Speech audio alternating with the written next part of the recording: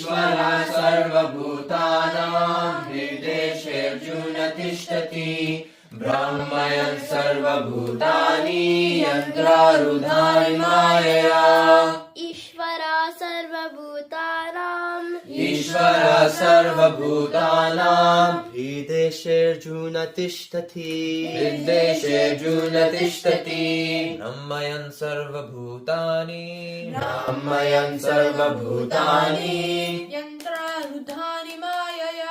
यन्त्रारूढानि मायया ईश्वरः सर्वभूतानां हृदेशेऽर्जुन तिष्ठति भ्रामयन् सर्वभूतानि यन्त्रारूढानि मायया